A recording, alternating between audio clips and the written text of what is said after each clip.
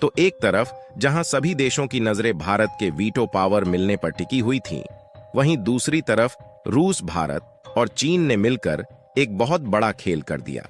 असल में देखें तो अगर रूस को छोड़ दिया जाए तो इटली, जर्मनी और कनाडा जैसे देश भारत को वीटो पावर देने से साफ इनकार कर रहे हैं और उनकी तरफ से यह कोशिश की जा रही है कि भारत को वीटो पावर ना मिल पाए, जबकि उन्हें यह बात मालूम है कि भारत को रोकना उनके बस की बात नहीं है।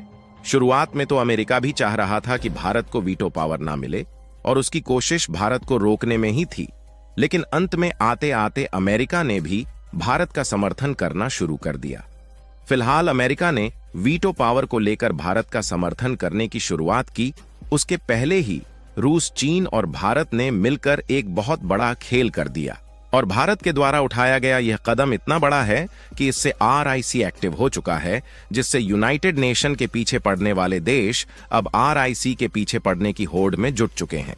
आखिर RIC क्या है और वीटो को लेकर रिसेंटली कौन सी ऐसी घटनाएं घटित हुई हैं जिससे RIC को एक्टिव करना पड़ा, इस वीडियो में सारी जानकारी हम आपको बताने वाले हैं।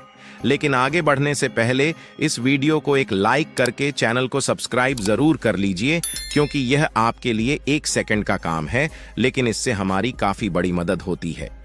दरअसल इस समय वीटो पावर को लेकर खूब चर्चा हो रही है और दुनिया भर के कुछ देश कह रहे हैं कि भारत को वीटो पावर मिलनी चाहिए, तो कई देश कह रहे हैं कि भारत को वीटो पावर बिल्कुल भी नहीं मिलनी चाहिए। तो आखिरकार वीटो पावर ऐसी कौन सी चीज है जिसे पाने के लिए भारत पिछले कई साल से कोशिश कर रहा है और अमेरिका जैसे पश्चिमी देश हरगिज नहीं चाहते कि भारत को वीटो पावर मिले। असल में वीटो पावर का मतलब है कि कोई देश किसी प्रस्ताव को रोक सकता है, भले ही बाकी सभी देश उस प्रस्ताव को रोकने से मना करें। और अभी तक केवल अमेरिका, रूस, चीन, फ्रांस और ब्रिटेन जैसे 5 देशों के पास ही वीटो पावर है।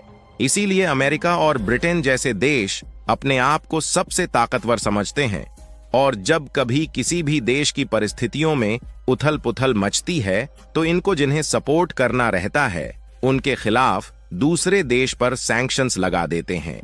अब भारत की अर्थव्यवस्था तेजी से बढ़ रही है और देश दुनिया में हमारा भारत एक मजबूत शक्ति के रूप में उभर रहा है। इसीलिए भारत UNSC यानी कि यूनाइटेड नेशन सिक्योरिटी काउंसिल में स्थायी सदस्य बनने की कोशिश काफी समय पहले से कर रहा है, क्योंकि अगर ऐसा होता है तो भारत को भी वीटो पावर मिल जाएगी और भारत को भी महाशक्ति बनने से कोई भी देश नहीं रोक सकता।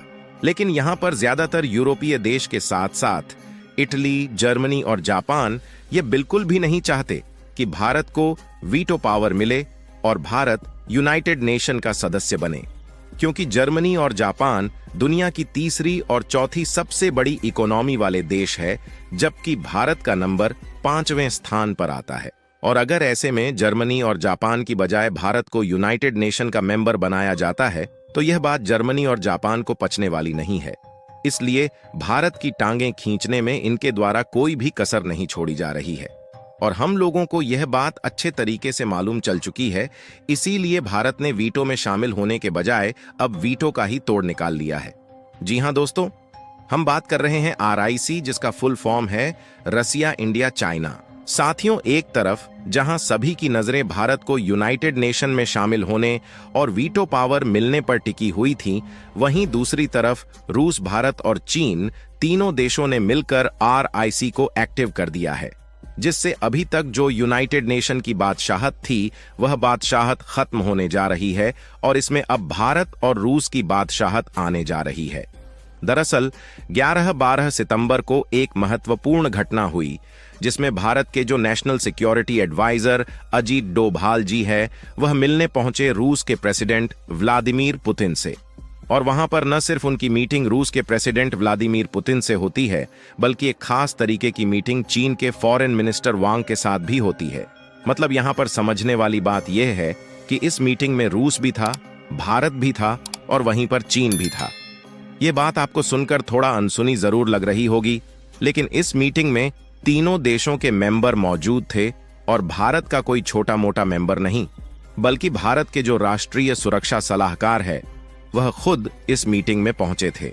लेकिन तीनों देशों के बीच मात्र इस मीटिंग के बाद कुछ ऐसा होता है जिसने दुनिया भर के बड़े बड़े देशों को हिलाकर रख दिया है।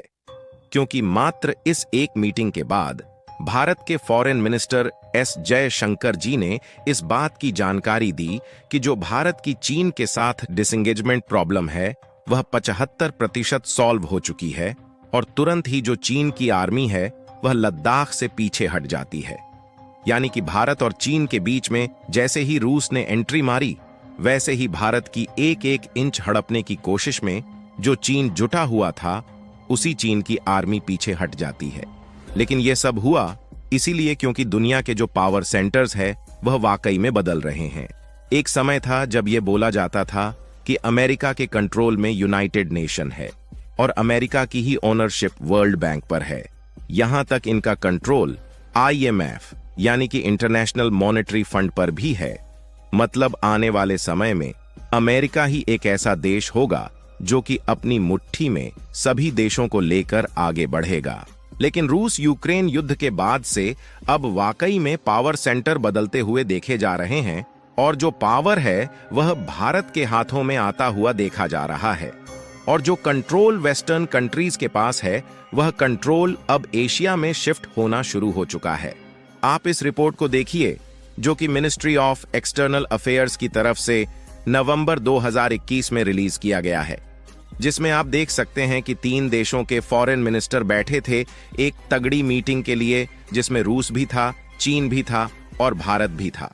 और तीनों देशों के कॉम्बिनेशन देखने में भले ही आपको अजीब लग रहा है, लेकिन यह तीनों देश मिलकर एक ऐसा ट्रिलेटरल ग्रुप बनाते हैं जिन्हें RIC के नाम से जाना जाता है।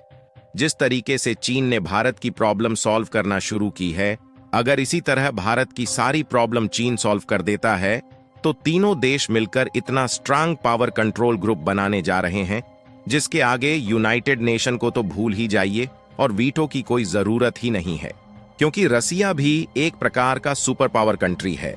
लेकिन वेस्टर्न कंट्रीज ने जिस तरीके से इस पर सैंक्शंस लगाया और यूक्रेन से युद्ध के दौरान रसिया के खिलाफ यूक्रेन का साथ दिया, उससे रूस लगभग पूरी तरह से अपाहिज हो चुका है। इसलिए रूस को खड़े होने के लिए जरूरत है बैसाखी की, और रूस की बैसाखी के रूप में भारत काम कर रहा है। और भारत जैसे ही रूस की बैसाखी बना वैसे ही भारत, रूस और चीन तीनों देश एक साथ मिल चुके हैं। आपको बता दें कि दुनिया की सबसे बड़ी पॉपुलेशन वाला देश है भारत, और चीन जिसे मैन्युफैक्चरिंग हब के रूप में माना जाता है। इन दोनों देशों के साथ अब मिल चुका है दुनिया का सबसे बड़ा देश रूस, जो कि टेक्नोलॉजी के मामले में काफी ज्यादा माहिर है। और सबसे पावरफुल मिलिट्री अगर किसी देश की है तो वह रूस की है। और तीनों देशों के मिलने के बाद दुनिया की 40% आबादी इसी RIC ग्रुप के अंतर्गत आ जाती है।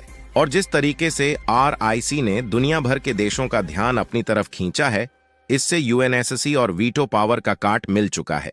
क्योंकि जिस समय UNSC बना था उस समय दुनिया की सबसे तेज बढ़ती हुई इकोनॉमी किसी और देश की थी, लेकिन इस समय दुनिया की सबसे तेज बढ़ती हुई इकोनॉमी भारत की है। फिलहाल आप लोगों का RIC के बारे में क्या सोचना है, अपनी राय कमेंट में जरूर बताएं। और पावर सेंटर्स का जो कंट्रोल एशिया की तरफ शिफ्ट हो रहे हैं, उसके लिए वीडियो को एक लाइक करके अपने मित्रों तक शेयर जरूर करें ताकि उन्हें भी जानकारी मिल सके। इसी तरह और भी नॉलेजेबल वीडियो देखने के लिए चैनल को सब्सक्राइब करके बेल आइकन को ऑल पर जरूर सेलेक्ट करें। जय श्री राम।